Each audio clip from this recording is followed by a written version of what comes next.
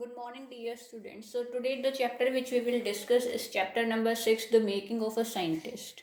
Okay, now see, bache, in this chapter, if you see from the previous history, many questions are not asked from this chapter. Okay, so I'll tell you the important points which you need to know from this chapter if you get any of the questions from this. Okay, it will be covered based upon this explanation. Okay, so listen carefully.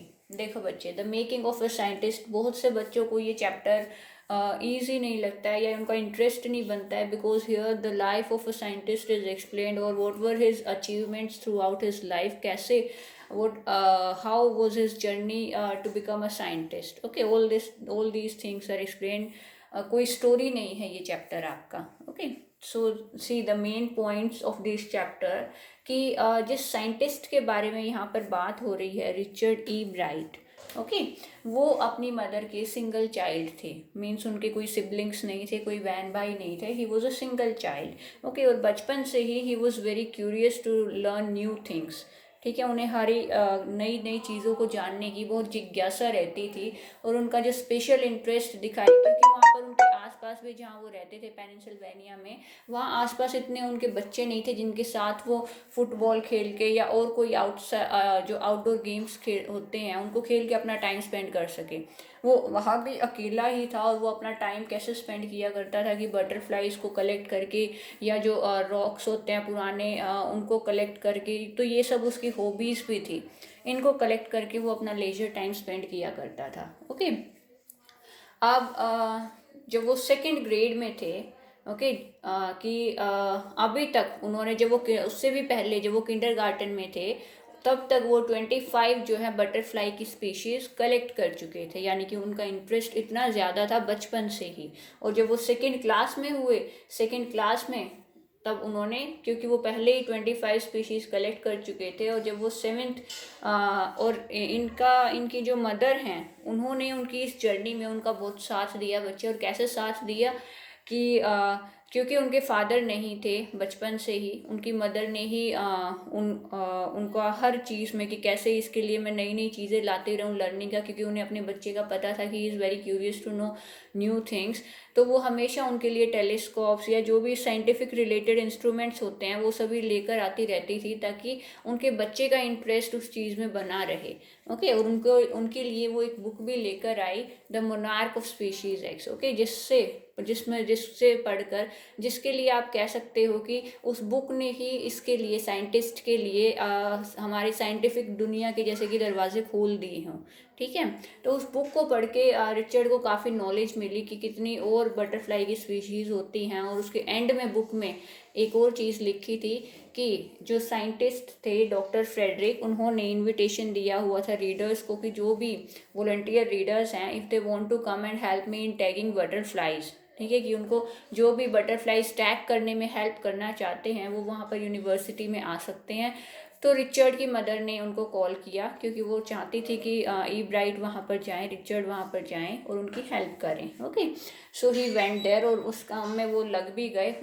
Scientist उसकी, doctor Frederick की वो help किया करते थे इन tagging butterflies. Okay, उन्होंने अपने पूरे basement में बटरफ्लाइज को ग्रो करने का पूरा एक्सपेरिमेंट तैयार करके रखा हुआ था. वहीं वो पूरी उनकी लाइफ साइकिल चलाते थे, न्यू बटरफ्लाइज को टैग करके बाहर छोड़ा करते थे एनवायरनमेंट में, और फिर देखा करते थे वापस उनके पास कितनी लौट कर आती हैं. ठीक है, तो जैसे जैसे टाइम आगे बढ़ता गया तो उनका इंटरेस्ट इस चीज़ में कम होता गया, क्योंकि उनको काफ़ी कम टैग्ड बटरफ्लाइज वापस कलेक्ट करने को मिलती थी. ओके, जब वो 7th क्लास में हुए तो उन्होंने काउंटी साइंस फेयर में पार्ट किया और वहाँ पर वो कुछ भी प्राइज़ जीत नहीं पाए. वाई द रीज़न वॉज, क्योंकि वहाँ पर जितने भी पार्टिसिपेंट्स ने पार्ट किया था वो सभी कोई ना कोई रियल एक्सपेरिमेंट्स करके दिखा रहे थे, इसलिए उनको कोई ना कोई प्राइज़ मिले. जबकि रिचर्ड ने सिर्फ एक नीट डिस्प्ले करके दिखाया था फ्रॉग के टिश्यूज़ का, जिसकी वजह से उन्हें वहाँ पर कोई भी प्राइज़ नहीं मिला. यहाँ से उन्होंने ये चीज़ सीखी कि मुझे अगर साइंस की दुनिया में कुछ करके दिखाना है, कुछ पाना है, तो ऑफ कोर्स मुझे भी कोई ना कोई रियल एक्सपेरिमेंट्स करने पड़ेंगे. ओके, तो अब नेक्स्ट टाइम उन्होंने जब वापस से उसमें पार्ट लिया तो अब उन्होंने अपना क्या एक्सपेरिमेंट करके दिखाया था कि एक वायरल डिजीज़ के बारे में, जो कि मोनार्क कैटरपिलर, उन्हें लग रहा था कि मोनार्क जो कैटरपिलर्स हैं उनकी जो डेथ होती है वो इस वायरल डिजीज़ की वजह से हो रही है। और उसके लिए उन्होंने ये शो करके दिखाया कि मोनार्क कैटरपिलर जब उसकी एक बिटल की प्रेजेंस में ग्रो करते हैं तो उनकी डेथ होती है, मतलब due to that viral disease. Okay, तो लेकिन ये क्योंकि उनसे इन्हें इतने कुछ रियल इस एक्सपेरिमेंट से कुछ खास रिजल्ट नहीं मिल पाए, बट ऑल दो ही श्योर कि देखो मैंने I perform the real experiment, तो इसकी वजह से वो वहाँ पर जीते भी, उन्हें प्राइज़ मिला। ओके, अब नेक्स्ट ईयर उन्होंने अपनी एक टेस्टिंग थ्योरी करके दिखाई, ओके, साइंस फेयर प्रोजेक्ट में। और ये क्या थी कि हम उनकी जो वाइसरॉय बटरफ्लाइज हैं उन्होंने ये शो करके दिखाया कि वो मोनार्क बटरफ्लाइज को कॉपी करती हैं। ओके, अब ये क्यों शो करके दिखा रहे थे वो, क्योंकि मोनार्क ये स्पीशीज है मोनार्क और वाइसरॉय बटरफ्लाइज की। ओके, कि मोनार्क बटरफ्लाइज जो होती हैं वो बर्ड्स को खाने में इतनी टेस्टी नहीं लगती हैं, इसलिए वो उन्हें खाना पसंद करते नहीं हैं बर्ड्स। इसीलिए वाइसरॉय बटरफ्लाइज पसंद करती हैं कि हम मोनार्क को कॉपी करें, क्योंकि वो बहुत हद तक उनकी तरह दिखती हैं कि अगर वो उनको कॉपी करेंगी तो उनके लेस चांसेस थे कि बर्ड्स उन्हें अपना डिनर बनाएं, कि बर्ड्स उन्हें खाएं। ओके, तो उनका शिकार होने से बचने के लिए वो उन्हें कॉपी किया करती हैं। तो यही उनका प्रोजेक्ट था दिखाने का, जो जिसमें उनको फर्स्ट प्राइज़ मिला जूलॉजी में और थर्ड प्राइज़ मिला काउंटी साइंस फेयर में। ओके, इसके बाद जब वो अपने हाई स्कूल के सेकेंड ईयर में थे उन्होंने एक ये चीज़ शो करी कि जो बटरफ्लाइज के विंग्स पर जो गोल्ड स्पॉट्स होते हैं वो सिर्फ ऑर्नामेंटल के यानी कि सिर्फ सजावट के लिए नहीं होते हैं, बल्कि वो एक इंसेक्ट हार्मोन प्रोड्यूस करते हैं जो कि उस बटरफ्लाई की ओवरऑल डेवलपमेंट में हेल्प करता है। ओके, तो इस प्रोजेक्ट को ये जो प्रोजेक्ट था उनका, this project won him first place in county science fair. Okay, और उनको आर्मी लेबोरेटरी में काम करने का मौका भी मिला।